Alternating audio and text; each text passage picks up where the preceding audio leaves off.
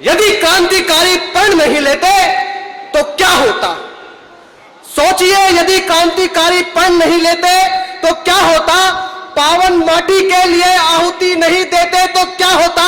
राजगुरु सुखदेव भगत सिंह की गाथाएं नहीं सुनी होती तो 57 की चिंगारी 47 में आकर रोशन नहीं होती तो कैसे कोई उनके अदम्य साहस वीरता को कोई भूल पाएगा? भारत मां के बेटों का बलिदान व्यर्थ नहीं जाएगा। उस समय दुख के अलावा कुछ और होगा क्या? तो बताओ, देश से बढ़कर कुछ और होगा क्या? वाह वाह प्रवीण जी वाह। कभी कभी देवियों का रूप, कभी भाई की कलाई का बंधन है। कभी देवियों का रूप, कभी भाई की कलाई का बंधन है। जग का कारण है ये, इनके बिना ना होता कुछ वंदन है। तो भारत भू के इतिहासों में दमकता इनका चरित्र है। हाणी रानी पद्मावती ने समर में खींचा अद्भुत चित्र है। गौरों को नतमस्तक किया झांसी वाली रानी ने, देश को गौरव दिया मां पन्ना धाय की कहानी ने। अकबर की सेना को रण में रोजा रानी दुर्गावती ने। शंकर के लिए प्राणों का त्याग किया माता सती ने। वाह। नीतियां कुरीतियों पे लामबंद होकर जब मुखर होने लगती हैं। वाह। नीतियां कुरीतियों पे लामबंद होकर जब मुखर होने लगती हैं, आदि अनंत काल से सत्य के सामर्थ्य पर ज्योति जलती है। जटायु प्राणों को गवाकर परमार्थ के पथ पर चलते हैं। माता जानकी को बचाने हेतु धर्म का कार्य करते हैं। प्रश्न यही है जो हमने अपने मन के पथ पर लिख डाला है। दुर्गामी परिणामों पर विजय का अध्याय रख डाला है। एकाग्रता धैर्य संयम के परिचालक बन परछाई बनेंगे। रावण का अहंकार मिटाकर दशरथ के रघुराई बनेंगे। वाह। हमारा आकलन ये समूचा विश्व कभी कर नहीं सकता। हमारा आकलन ये समूचा विश्व कभी कर नहीं सकता। हमारे पूर्वजों के ज्ञान के आगे ये कभी टिक नहीं सकता।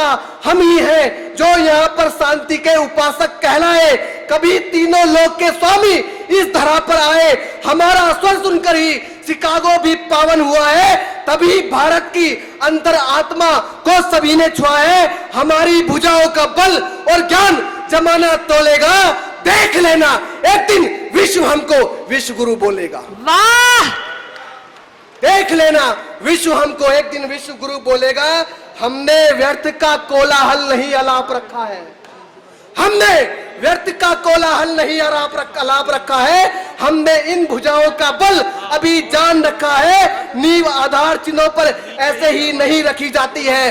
कोई भी बात बिना कथन के कहीं सुनी नहीं जाती है।